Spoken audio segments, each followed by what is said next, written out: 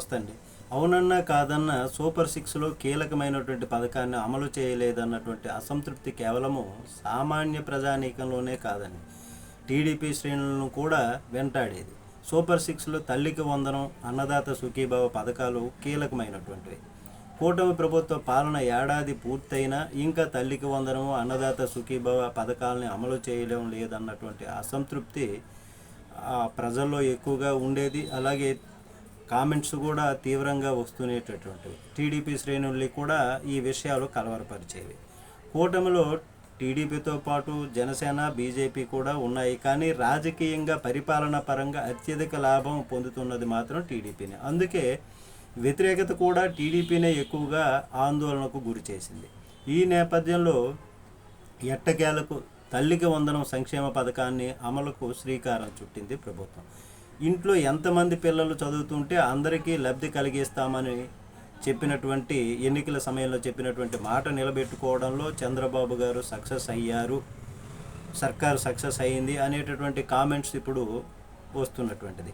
అయితే 15,000కు బదులు 13,000 అందించారని, అలాగే మరికొందరు నిజమైనటువంటి లబ్ధిదారులను కూడా అనర్హులుగా ప్రకటించారనేటటువంటి విమర్శ వస్తుంది. భారీ మొత్తంలో ప్రయోజనం పొందినటువంటి వాళ్ళు కూడా ఉన్నారు. ఈ 13,000 ఇచ్చినప్పటికీ కూడా ఒక్కో ఇంట్లో 2-3 చెప్పున ప్రయోజనం కలగడంతో అసంతృప్తి అనేటటువంటిది పక్కకు పోయింది. అలాగే ఈ నెల 20, 21న అన్నదాత సుఖీభవ పథకం కింద రైతుల ఖాతాల్లో నిధులు జమ చేస్తామని ఇప్పటికే సీఎం చంద్రబాబు ప్రకటించారు. బాబు సర్కారు వాటాగా 5,000, అలాగే కేంద్ర ప్రభుత్వం వాటాగా 2,000 చొప్పున 7,000 రూపాయలు అందించనున్నారు. అయితే ఈ పథకం అమలు ఏ రీతిలో ఉంటుందో చూడాలి. భారీగా కోతలు విధించడానికి రకరకాల విధి విధానాలని ప్రభుత్వం తెరపైకి తెస్తుంది అనేటటువంటి విమర్శలు అయితే ఇప్పుడు బలంగా వినిపిస్తున్నాయి.